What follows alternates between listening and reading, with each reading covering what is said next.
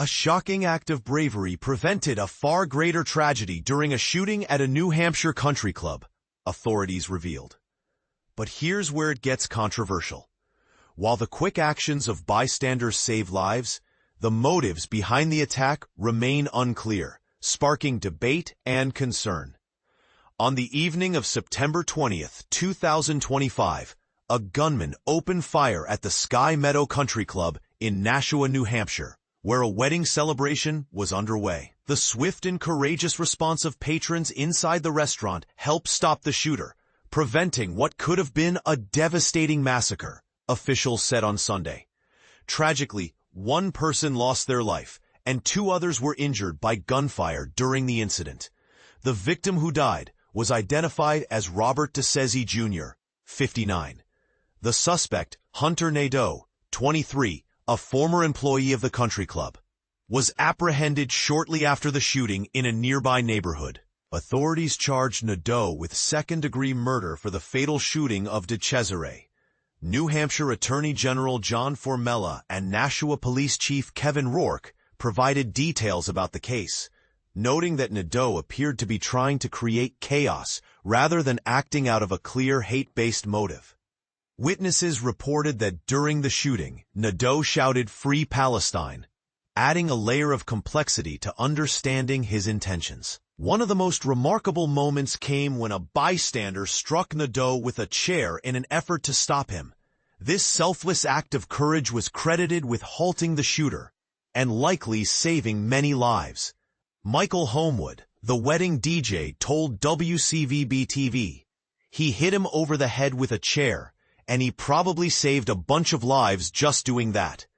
The shooting occurred right next to the wedding festivities, turning a joyful occasion into chaos. Witnesses described the terrifying moments when gunfire erupted, with people screaming and scrambling for safety. Emily Ernst recalled seeing the gunman dressed in black and wearing a mask before fleeing the scene. Investigators are still working to uncover the motive behind the attack. While Nadeau has been charged with murder, authorities have not found any known connection between him and DeCesare. There was initial confusion about whether there were multiple shooters, but police later confirmed there was only one. Additional charges are expected, especially concerning the other victims who were shot. One of the wounded is a club employee in critical but stable condition, while the status of the other gunshot victim, a patron, remains unclear. Beyond the gunshot injuries, several others suffered non-life-threatening wounds, such as cuts, a broken hand, and blunt force trauma. Nashua Fire Rescue reported assisting around 100 people from the scene to a nearby firehouse, mostly on foot. Governor Kelly Ayotte expressed her support, stating that the Attorney General's office would aid Nashua police in the investigation. She and her husband are praying for the victims and their families, she said. The victim's widow, Charlene DeCesare, shared her heartbreak in an email, describing herself as unbelievably traumatized and focusing on caring for their children.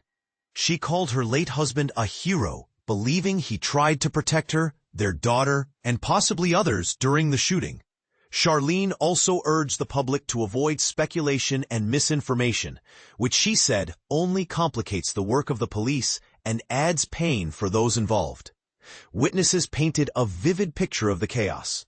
Evie O'Rourke, Robert DeCesare's mother, recounted the horror of not being able to find her son after he was shot. Sophie Flaberis described the moment the suspect was struck with a chair and then fled. She recalled the joyful wedding tradition of smashing plates and throwing dollar bills, abruptly interrupted by the sound of gunfire. Tom Bartleson, attending his nephew's wedding, described the scene as one of sudden panic. "We heard about 6 shots, and everybody ducked for cover," he said. "Next thing you know, we were rushed into safe spots." This incident raises important questions about public safety, the role of bystanders in emergencies, and how we interpret the motives behind such violent acts. Was the shooter's intent truly chaotic, or is there a deeper, more troubling cause yet to be uncovered? And how do we balance the heroism of those who intervened with the trauma they endured? What do you think? Did the quick actions of the patrons change the course of this tragedy, or could more have been done to prevent it? Share your thoughts and join the conversation below.